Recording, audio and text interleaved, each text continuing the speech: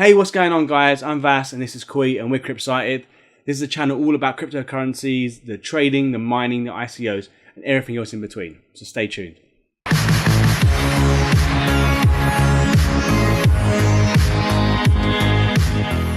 We started mining quite recently, and we'd like to take you on this journey with us. So where we're going to be showing you how to trade, how we invest on ICOs, and pretty much our outgoings and ingoings for the month. So we'll give you a monthly review of everything. Yeah, monthly, like a monthly vlog, talking about, you know, setting it up, getting some new parts or whatever, and any kind of like income, outcome, and anything that really happens in the next month or so.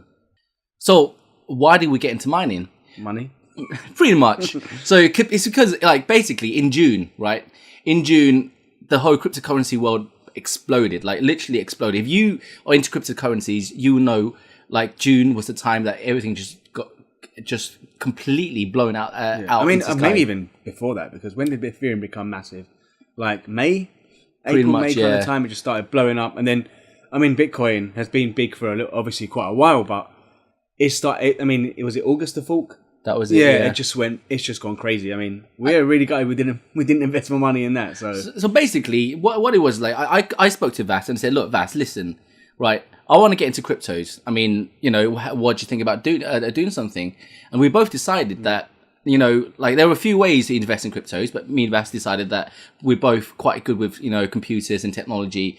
You know, mining would be not only a money, passive money scheme for us, but it's also like hobby that we would both enjoy setting up. Not just that. I mean, it's passive money, yeah, but at the same time, you know, when you're two normal guys really that haven't got like a ton of money behind us to go and like trade silly money and make loads of money, mining's probably the best way to do it, at least at the start. And then you make money, and then you can start getting into like trading, ICOs, and things like that. So, do we make money now or later? When we did our first like projections, we were talking about, okay, so we're gonna make this much money a month.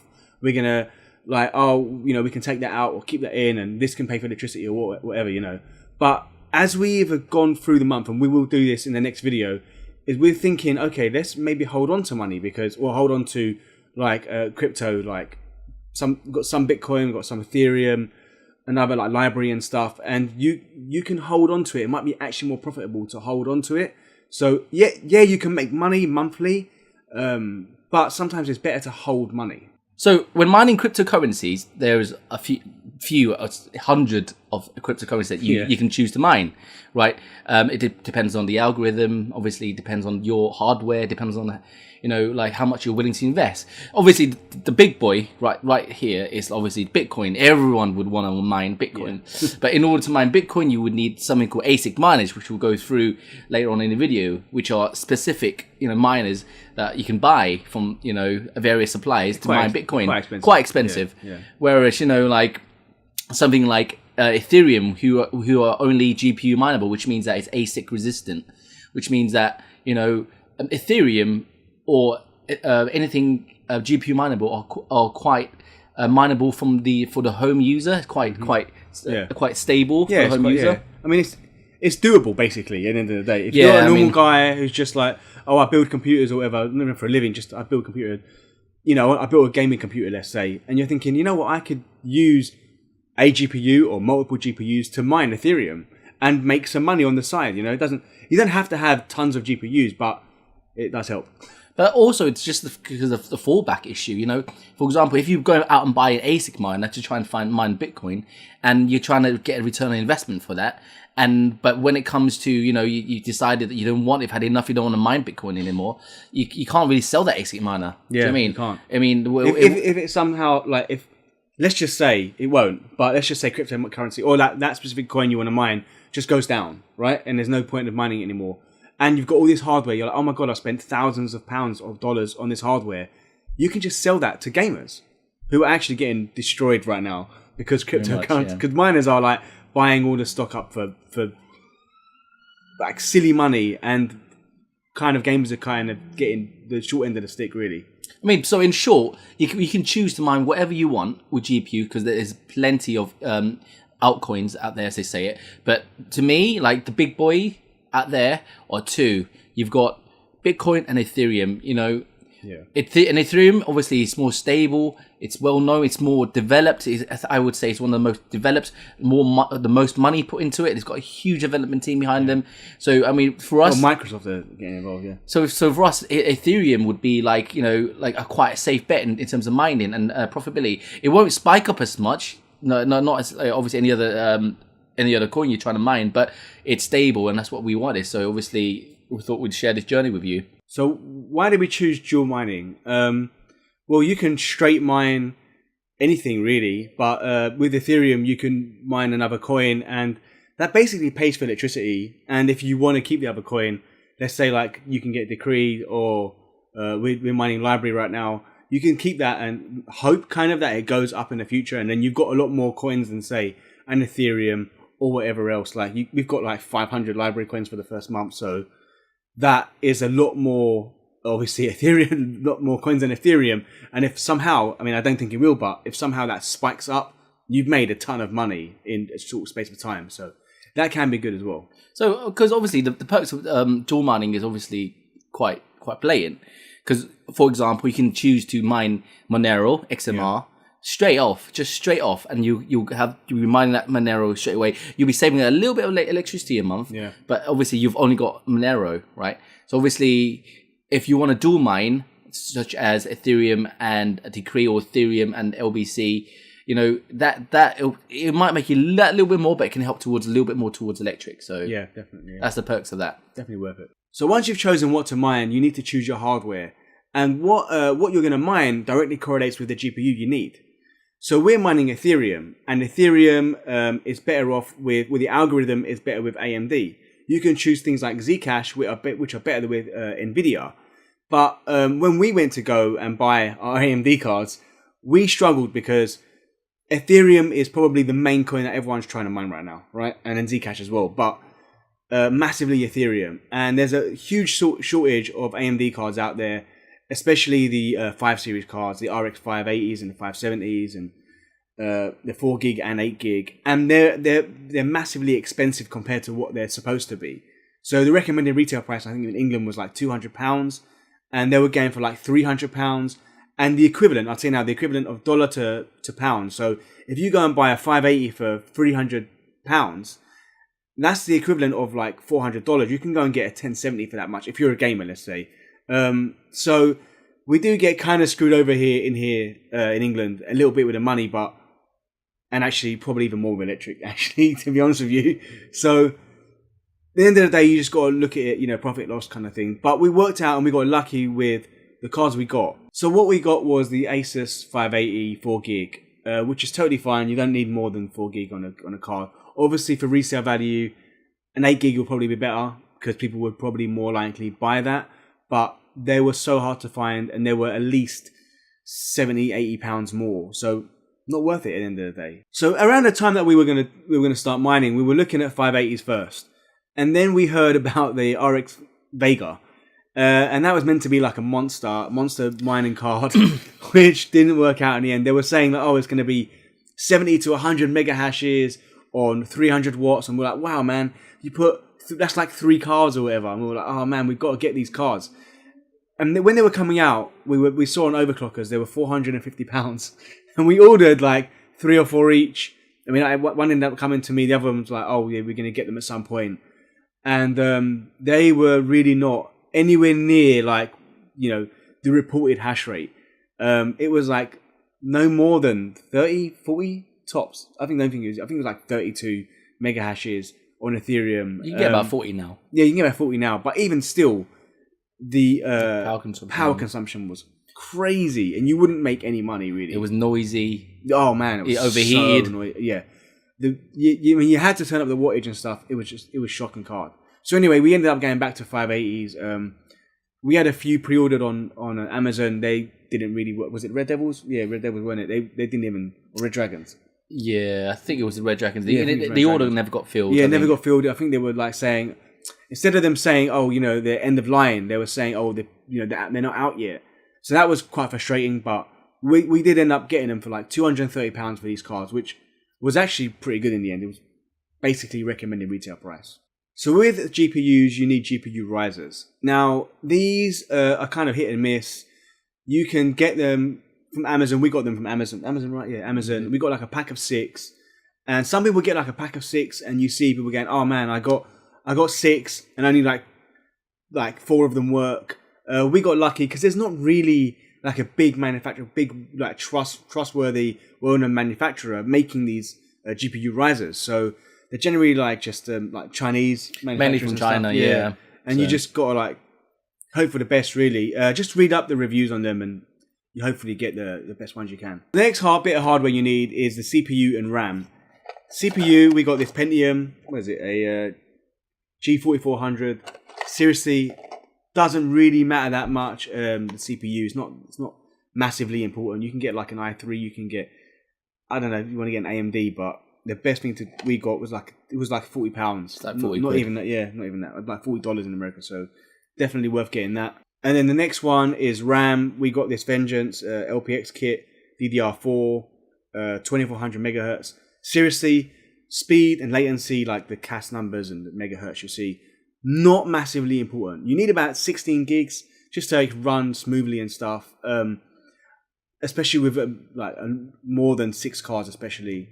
But other than that, not really that important. Get the cheapest RAM you can get. It doesn't have to have a massive heatsink on it, and definitely no RGB unless you want to light up like a Christmas tree. I mean, you can if you want to, but it's a waste of money. So initially, when looking into motherboards and into what motherboards we'd like to be using, we was originally going to go for the ASRock, the ASRock motherboards that could potentially hold 13 GPUs. Some could hold 5, some could hold 6, but we wanted the motherboard that we could essentially expand with quite a lot without buying more hardware. Reducing the costs.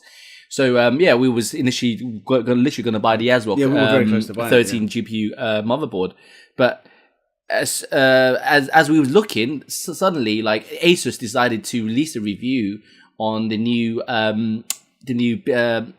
expert mining, and I said to Vas, Vas, this is amazing. It's 19 GPU, capable. You can expand it up to 19 GPUs. Yep.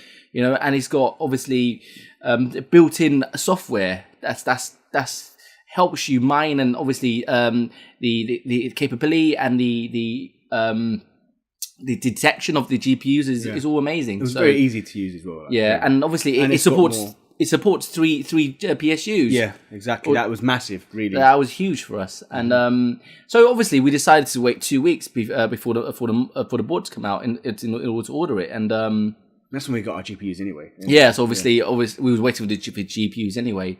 But yeah, the board came and it was to be honest with you, it was good. But obviously when you're looking into what motherboard you should be choosing, obviously you should think about how many GPUs you're going to get, think about the future of your expansions, if you're going to look to expand it even more. What software you're going to use. So currently there's a problem with Windows. I wouldn't say a problem, but it's a limitation. Yeah, a limitation on Windows where you can't have any more than 8 GPUs of any certain type, say 8 AMDs or 8 NVIDIAs. So because of that, some boards are only restricted to 8 AMD GPUs and 8 NVIDIA GPUs until an upgrade from Windows, an upgrade from NVIDIA, an upgrade from the board manufacturer itself. Yeah, I mean, we could have 8 580s and 8 1060s. I mean, that's what we're planning on doing anyway. Yeah, well, that's so what we're yeah. hoping to I mean, do. that's the best thing to do really if you're doing Windows. And I would actually advise, but we're going to talk about that in a second with Windows. Well, but at the moment, what Asus is saying is with these boards, they do currently support up to 16 GPUs at the moment on Linux. So if you're running Linux, there are Linux operating systems out there, which we'll go into another date on the tutorials, such as Simple Mining OS or Ethos out there that could allow you to use up to 16 GPUs on these boards. But obviously the offset would be slightly more higher power usage than it is in Windows, because obviously Windows has got a lot of support for reduced power usage on these graphics cards. Originally, we wanted to use a Linux-based operating system, thinking it was more simple Mining OS, which it really was. Obviously, it was just plug and play. Once you built your rig, you could just obviously boot up Simple Mining OS, which is created by an image using a USB. So your costs there, you're saving a bit of a cost there as well from buying an SSD. It's cheap and it's low power. Yeah, but but obviously with Simple Mining OS or Ethos, like I said, it does have a slightly more power usage for them for the GPUs. Yeah.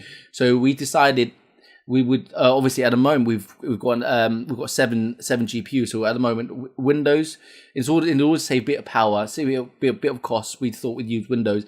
So therefore, we'd ordered an SSD to run Windows on. So yeah, we got this SSD, 60 gig SSD. It's totally fine. It was like £40, $50, whatever it is. Totally fine, does the job, and you can get one bigger if you want. If you want to use it or you want to set it on, totally up to you. But for us, we were just like, you know what, we need the SSD for Windows, so we just went out and bought a cheap one. So one other major component you need is the power supply unit. The PSU basically holds everything together. You want a very, very good PSU at the end of the day. We got a Corsair Platinum 1200 watt power supply. We didn't actually, intend to get a Platinum one. It was a good price against some of the golds we saw, which were silly money. Obviously, with miners, they've all gone up anyway. And I've got a 1000 watt Corsair RM1000i, and that was like 150. Then it's like £200 now, and we got that for £200. So we were like sorted. We got a platinum rated power supply for the same price as gold. And the difference is you save money. It's actually better for you to get a better power supply than it is to get a worse one, because it might save you a little bit of money in the short run, but in the long term, it's going to make you more money, and it's not going to blow up. So better off getting that. So there's another couple of little bits you can get. Power meter is one of them, and a power line adapter for a wired connection. Now, don't go Wi-Fi. Do not go Wi-Fi. Get a power line. Because we're in a garage. The best thing to do is get a power line adapter. What it does is it runs the internet through your electricity, and it's just much better than Wi-Fi. Much more solid, much more stable. With if you're at home and you can do a straight connection, totally fine. You can do that. Or if you're in a warehouse or whatever. With the power meter, I'd say this is essential. You can keep an eye on your wattage and your usage, and that is literally what mining is all about: is your usage of power and what you're mining, because that is really your only outgoing cost, other than the components you buy, which we'll go into in the next video, because that is. That's what you have to always calculate, and mining calculators have always got that kind of thing on them anyway. So obviously, just to top on what Vass is saying, like in mining specifically, like power, it's very, very important. I would say it's the most important thing about mining, because it's your most expensive cost, and reducing it, especially in London, and monitoring it, and and tweaking it to run most efficiently would save you a lot of energy, a lot of time, and a lot of money, essentially, and making you more money. Yeah. So it'll be very wise to monitor it. So guys, get yourself a power meter. Your wife might kill you if you don't. So without any further ado, guys, here's a build video.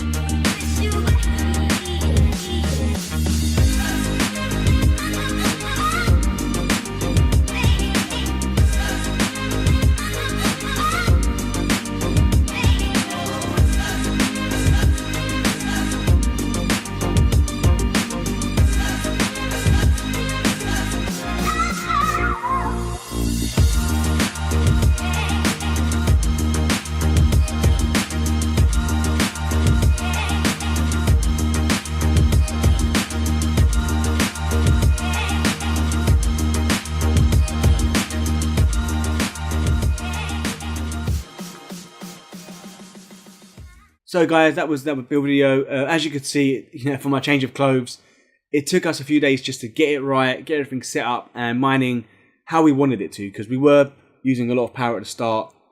I don't think I've even videoed us taking out the USB and using the SSD, because that was going from Linux to Windows. So yeah, it did take us a few days to get right. It took us about a week actually to actually get up and running perfectly. Pretty much, yeah. But other than that, everything now is running great. You do have your ups and downs on it, but it's pretty solid right now. I'd say, guys, is trying to set up your first mining rig is take your time. Yeah. Because, there's a lot of things to it. Obviously, we'll go through more about it in the next few videos, but there's things such as BIOS mods, which took us ages to benchmark our cards. Like, there were loads of forums and various threads out there, for various cards and BIOS mods. We got help with that. Yes. So, and trying these BIOS cards and BIOS modding your cards is very, very important as well. It's very critical. You can end up bricking your GPUs, and obviously with BIOS modding, it's the warranty on them is actually void. So you got to be careful, and obviously just take your time at it, guys. And it's like overclocking your CPU for some reason, even on K CPUs, right? It voids a warranty. I've never understood that. So yeah, in the next few videos, we'll be going over how we BIOS mod our cards, what our overclocking and undervolting values are to get our rig running at most efficient and at the lowest power. Okay, guys, so that's it for this video. Stay tuned for more videos. We're going to do our first month update on what we made, what we spent, how it was, and our ICOs and trading and all that kind of stuff. Obviously, Quiz going to do a lot more tutorial videos than me. I'm going to be editing and I'm going to be making money, and Quiz going to be teaching you how to do it. So in the next few videos, I'll be going through how to invest in cryptocurrencies, from how to buy them, how to sell them, how to convert them back into fiat, such as pounds and US dollar, and what wallets to use. So we'll also be doing an unboxing of the Ledger Nano S. So stay tuned, guys. So subscribe to the channel, guys. Leave a comment down below. Leave a thumbs up or a thumbs down if you want. And make sure you share it with your friends. And we'll see you guys in the next one.